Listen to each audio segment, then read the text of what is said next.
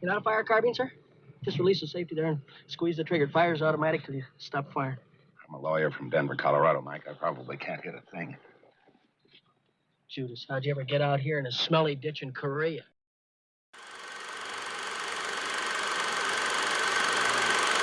Welcome to today's show. My name is John. As always, you can subscribe to the show on Apple Podcasts or wherever you get your podcasts. Also, there are links to social media in the podcast show notes. You can also go to classicmovierev.com to read notes, bios, and other random movie thoughts. Today's movie is The Bridges of Toko-Ri, 1954. Based on the James Michener novel, this movie is set during the Korean conflict. The movie covers two themes. What do you do when you're assigned an impossible job, and how much do you owe for a favor? This movie is rated a fairly low 6.8 on imdb.com. It has an 80% score on the tomato meter on rottentomatoes.com, but only a 62% audience score. I read the book, and I'm a big William Holden fan, but dang, this movie is better than that. I mean, it did win an Oscar for Best Effects. Film critic Bosley Crothers of the New York Times said of the film, quote, William Holden, who plays the pilot, shows a man of mature intelligence, collecting himself for a perilous effort for which he sees there is no backing down. Frederick March, as the paternalistic admiral, fairly cracks with the tension of concern, and Charles McGraw, as the air group commander, carries grave responsibilities with grim resolve. Grace Kelly is briefly bewitching as the pilot's wife who visits him in Japan, and Mickey Rooney is a pint-sized tornado as a helicopter pilot who loves to clown and fight. Robert Strauss, Earl Holliman, and Richard Shannon are solid as other personnel, unquote. Actors. Right, and I'm a Shakespearean actor. William Holden is the center of the story as Lieutenant Harry Brubaker, a Navy pilot that has been called back to duty for the Korean conflict, and he feels he has already done his part in World War II. Holden was covered in his masterpiece, Stalag 17, 1953. Frederick March plays Rear Admiral George Tarrant. Tarrant has lost a son, and he sees his boy in the pilots he repeatedly sends into harm's way. March was first covered in the original The Buccaneer, 1938. Charles McGraw, who is always great, played the gruff and demanding air commander, Commander Wayne Lee. McGraw was first covered in the great railroad film noir, The Narrow Margin, 1952. Mickey Rooney played the helicopter-flying and green hat-wearing Mike Forney. Rooney was first covered in the film noir Requiem for a Heavyweight, 1952. Earl Holliman played the role of Nestor Gamage, the guy that jumps into the sea to rescue pilots. Holliman was first covered in the film noir The Big Combo, 1955. Willis Boucher had a relatively small role as Captain Evans. Boucher was first covered in the western The Violent Men, 1955. Robert Strauss also had a small role as Beer Barrel, the landing guy. Strauss was originally covered in the fantastic William Holden film Stalag 17, 1953. Grace Kelly played Nancy Brubaker. She was born in 1929 in Pennsylvania. With a desire to be an actress, following high school in 1947, she traveled to New York. Grace worked in early television as a model, and in 1949 she debuted on Broadway. She headed to Hollywood and made her first movie, 14 Hours, 1951. This lovely actress turned in some very fine work. She was in a leading role in the politically charged film High Noon, 1952, with Gary Cooper. The following year, she was in Magambo, 1953, with Ava Gardner and Clark Gable. Grace became one of those blondes that worked extensively with Alfred Hitchcock. She worked with Hitchcock on Dial M for Murder, 1954, Rear Window, 1954, with Jimmy Stewart, and To Catch a Thief, 1955, with Cary Grant. Of course, she was in The Bridges of Toko-Ri, 1954. She won the Oscar for Best Actress that same year for her role in The Country Girl, 1954, opposite Bing Crosby. She teamed with Bing Crosby and Frank Sinatra for her final film, which was High Society, 1956. She met and married Prince Rainier of Monaco, becoming Princess Grace. She lived the royal life and raised her children until 1982, when she was killed in an auto accident. She was 52 years old. Dennis Weaver played an uncredited air intelligence officer. I've been skipping over Weaver for a while, and I can't continue to avoid him. Weaver was born in Missouri in 1924. He was a good track athlete at the University of Oklahoma, but he left to fly fighters for the U.S. Navy during World War II. Following the war, he began studying acting at the Actors Studio. This led to working on Broadway. In 1952, he began playing bit parts in westerns. Weaver got his first major role on television when he played Chester Good, the limping deputy of Matt Dillon on Gunsmoke, 1955 to 1964. One film role that stands out during this period was that of shaky Mirador Motel night manager in the film noir classic Touch of Evil, 1958. He eventually left Gunsmoke to seek leading roles such as that in television's Kentucky Jones, 1964. However, the show was quickly canceled, and not much followed until he was almost the only actor in the Steven Spielberg-directed Duel, 1971, where Weaver's character was locked in a life-and-death battle with a semi-truck. Weaver hit it big when he was cast in McLeod, 1970-77. Loosely based on the Clint Eastwood film Coogan's Bluff, 1968, Weaver played a cowboy detective from Taos, New Mexico that ends up solving crimes in New York City. He used his Western wit, as well as horses and lassos to solve crimes while he fought incessantly with his wisecracking New York chief. Following McLeod, he occasionally showed up on television. Weaver died in 2006. Story. Let me explain. No, there is too much. Let me sum up. The movie opens on a carrier deck. Rear Admiral George Tarrant, Frederick March, is watching over everything from the conning tower of the USS Savo Island. The filming took place on the USS Kearsarge and the USS Oriskany, which is now part of a reef off of Florida. They are alerted to prepare to recover jets. Mike Forney, Mickey Rooney, runs to his rescue helicopter and is warned not to put on his hat until he is away from the ship. Forney's assistant is Nestor Gamage, Earl Holliman. Nestor hands Forney a bright green stovepipe hat and scarf. Forney says the hat makes the pilots that are down in the water feel good when they see his green hat coming to save them. Shake a leg, Forney. There are 2 flights coming in. We're here, ain't we? Keep your jumper on, sir. And Mike, don't put that hat on till you clear the deck. Captain Parker doesn't like it. Very well, sir. My hat and scarf, please. Can't you wait till we get off the ship? What if the captain had seen you? We don't save captains, Nestor. We save pilots. When they're down there in the icy water with only minutes to live, makes them feel awful good to look up here and see this green hat. 4 jets come in, and they are low on fuel. They are flying navy blue Grumman F-9 F-2 Panthers, and man, are they beautiful. Commander Wayne Lee, Charles McGraw, begins to land first. On the deck, Beer Barrel, Robert Strauss, uses 2 flags and 2 spotters to bring the planes in manually. I would drink too. They get Lee down okay. Lieutenant Harry Brubaker, William Holden, calls in a flameout. In other words, the engine stopped because it's out of gas. That's okay, because this era jet had a glide ratio at least as good as a brick. Captain Evans, Willis Boucher, is commanding the CIC, and Tarrant goes in to find out the status of the jet. It's 18 miles out and will have to go down in the sea. The helicopter is dispatched to the landing/crash site. Brubaker lands on the water just like he planned it. The jet went down, but Brubaker is in the frozen water. When Tarrant finds out it is Brubaker, he is very concerned. He also says Brubaker's wife and kids are in Japan. After Tarrant leaves, Captain Evans tells another man that the Admiral takes a special interest in the men that look like his deceased son. Brubaker, huh? You know him. I don't think I've ever seen him. But I bet I can describe him. He's about 30, well-built, good-looking boy with a bit of a temper. That's Brubaker, all right. Did you ever notice the pilots the Admiral takes special interest in always look like that? Now that you mention it, yeah. That's what the Admiral's son George would look like. Forney and Nestor arrive at the crash site. Nestor goes into the water to hook up Brubaker. Nestor is picked up by another helicopter. CIC lets Tarrant know that Brubaker is safe. Lee goes to visit Brubaker in the hospital and tells him the Admiral wants to see him. In the meeting between Tarrant and Brubaker, they discuss the crash, the green hat, and the need to get back in the war.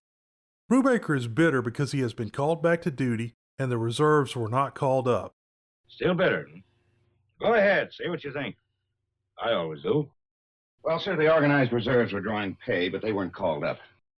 I was completely inactive, and yet I was. I had to give up my home, my law practice, everything. Yes, I'm still bitter. They discuss why Brubaker doesn't fake it for the flight surgeon and get out of flying.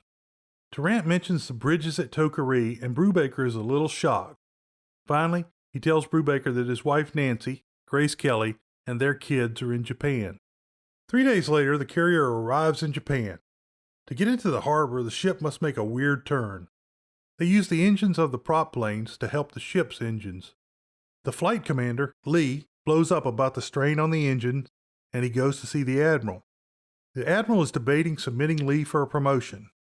Tarrant bluffs Lee and is disappointed when Lee easily backs down. The captain's burning up the engines. Have you talked to the captain about it? I tried to, but he wouldn't see me. Well, if he keeps doing it this way, sir, we won't have any propeller planes left. You consider a few engines more valuable than a carrier? No, sir, but they've only got so many good hours. Burn them up on deck. How long have you been in the Navy? What would you think of one of your pilots if he went over your head and came to me? You know the task force commander doesn't interfere with the running of any ship. Yes, sir. But under extraordinary circumstances such as these, I feel You're coming up for promotion, Lee. Don't you realize that Captain Parker will have to turn in a fitness report on you? Yes, sir. Suppose I did talk to the captain. What kind of a fitness report do you think he'd give you then? I guess I was only looking at it from my point of view, sir. I was just thinking of what was best for my pilots. Next time, think twice. He decides not to send him for promotion. The men all get dressed and leave the ship to meet their loved ones. Nancy is on the dock. Forney is planning on meeting his Japanese girlfriend. Beer Barrel takes 2 golf bags with him. Forney's girlfriend dumps him right away. Brubaker and Nancy go to meet the kids at a swanky hotel. Later, the Admiral comes to meet Nancy. During dinner, Nestor comes to tell that Forney got into a fight because his girl is marrying another man. Even though he doesn't want to, Brubaker goes 60 miles to Tokyo to help the rescue pilot. Tarrant explains to Nancy why it is important to help Forney. He also explains how bad his son's wife took everything when her husband died. But when we go back to sea, he's got a tough one ahead of him. He's going to have to fly against some certain bridges. Ask him to tell you about them, Nancy. I don't even want to think about it. I suppose to you, it's a sign of weakness, isn't it? Maybe not weakness. Like most people at home, you've been protected. You're ignorant and defenseless. Harry doesn't want me to worry. That's the way my son George felt. When George was killed at Midway, she never recovered. For a while, she tried to make love with every man in uniform. Then she grew to loathe herself, attempted suicide. I don't know where she is now or what she's doing. Once she was my son's wife. He explains how the death of his second son affected his own wife. Grace Kelly can't really act. She just hangs around and looks great. In Tokyo, Brubaker explains how Forney saved his life. Brubaker pays the damages and gets Forney released. Forney begs Brubaker into being a marriage counselor. They meet the Japanese girl at a dance club. When she refuses to change her mind, Forney tries to rip her dress off. I wondered whether any girl warned her to riot. I guess you do. Thank you, Lieutenant. He wants to talk to you. I'm very sorry, Lieutenant. But while Mike at sea, I lose my heart to Essex man. Essex, not at sea. But Mike's a fine man. You couldn't do better than Mike. I know, my good man. But I lose my heart, Lieutenant. Not in my dress, you dog. Nestor has to knock him out so they can escape. When Brubaker gets back to Nancy, she makes him tell about the bridges at Toko-Ri. If you start young enough. I have new methods now. It doesn't take as long. I know. Mildred Porter learned in just a few months. Even after 4 or 5 weeks. Harry, you've got to tell me about those bridges. And boy, does it sound bad. The next day, they do a bit where they have to share a mineral bath with a Japanese family of the same composition. I guess it shows people are different but the same. But alas, back to the ship. Beer Barrel comes back with 2 golf bags loaded with beer. Nancy and Brubaker say goodbye while Nestor and Forney come back with different Japanese girls. Forney sees his old girlfriend with a guy from another ship. He swings on the guy, but the guy gives him a beating. It turns into a mob fight. Lee will be conducting a flyover of the bridges of Toko-Ri to take pictures. Brubaker is going along as his wingman. They have some great shots of the catapult launch, at least as good as Top Gun 1986. They fly over the mountains and make it to the valley where the bridges are located. Remember, Carrick, all you got is a camera. Get in and get out. I'm only going to take their pictures. Watch how mad they get. When they begin their run, the sky lights up like Baghdad on a Saturday night.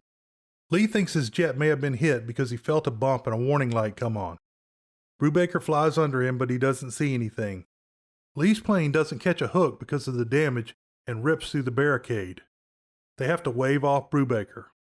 Brubaker has to ditch in the ocean or land on the uncleared deck with a giant crane as a net if he misses his hook. He decides to land on the deck. Beer Barrel guides him in, and his jet is hooked inches from crashing into the crane. Turan is nervous as a sore-tailed cat in a room full of rocking chairs.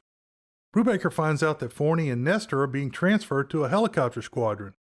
Forney tells Brubaker that when he gets nervous, he should go to the front of the ship and feel the spray. A destroyer comes alongside, and they are sent over in baskets. Forney wears his hat and scarf for the crossing. An officer, Dennis Weaver, gives them a briefing about the primary attack on Toko-Ri and their secondary target. When they show the film Lee took, Brubaker is sweating and about to have a panic attack. The rest of the pilots don't look too good either. Brubaker leaves the briefing early and goes to the chow hall for coffee. It seems odd to him that pro football games are being played in the States and no one is thinking about the war. He goes to his room and is startled by the sound of a jet taking off. Brubaker settles down and begins writing a goodbye letter to Nancy. However, he can't finish it that way, and he makes it a generic love letter that speaks of the good times. The jet noise is still driving him crazy. Lee comes in and asks him to decide if he is okay to fly. Brubaker goes to the front of the ship and feels the spray on his face. Then Rose opens her eyes and says, "We're flying!" Do you trust me? I trust you. All right. Open your eyes. I'm flying. Oh wait, sorry, wrong movie. The Admiral sees Brubaker on the front of the ship and knows that he is near the end. At 1500, the pilots, including Brubaker, get into their jets. Now that's 3 p.m. for civilians, 6 bells for Navy, and for the Marines, the big hand is on the... A helicopter is standing by, but it's not Forney and Nestor. Again, very nice launch scenes. The Admiral watches Brubaker take off. The formation assembles and flies over the mountains to the bridges of Toko-Ri. One group dives down to bomb the anti-aircraft guns, while the others make the run on the bridge. They get everything except for one rail bridge. They go in for a second run. Lee gets the last bridge and then tells the jets to rendezvous and make ready to head for the secondary target. Brubaker looks back at the bridges and feels safe. They begin attacking the next target, which is a rail yard and a fuel dump. When Brubaker makes his run, he is hit by something. Lee flies under his jet and sees that it is venting hydraulic fluid or fuel. No visible damage. A little vapor coming from your fuselage. Would it be hydraulic fluid or fuel? Lee later decides that it is fuel. Lee stays with Brubaker and thinks he can make it to the sea for helicopter pickup. Brubaker gives the Mayday call. Forney and Nestor are sent out for the rescue. The fuel leak increases, and finally Brubaker runs out of fuel. He has enough altitude to make it to the water if he can get over the ridge. He can't. Brubaker decides to crash instead of bailing out, as the enemy likes to shoot at parachutes. They pick out a field with an irrigation ditch for Brubaker to crash in. There's a clearing ahead. Looks pretty good. I see it. Looks like an irrigation ditch along the side. That's right. Try to land near it. Get out fast, make for that ditch.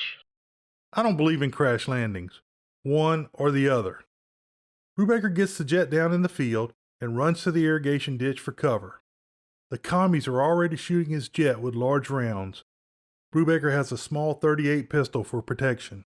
The commies come out of the wood line and are sniffing around the jet. 2 Navy jets come in and strafe the enemy. However, they are low on fuel and have to head back to the carrier after a couple of passes. Brubaker sees more commies coming, and suddenly others start firing at him from behind. About this time, some Navy propeller planes come in and wear the commies out. They cover the approach of the rescue helicopter. They almost have Brubaker rescued when some commies with a machine gun shoot down the helicopter. Nestor is killed getting out of the helicopter. The propeller planes take care of the machine guns and some other commies. Forney makes it to the ditch with a couple of rifles. Here, you better take this. You know how to fire a carbine, sir? Just release the safety there and squeeze the trigger. It fires automatic till you stop firing. I'm a lawyer from Denver, Colorado, Mike. I probably can't hit a thing. Judas, how'd you ever get out here in a smelly ditch in Korea?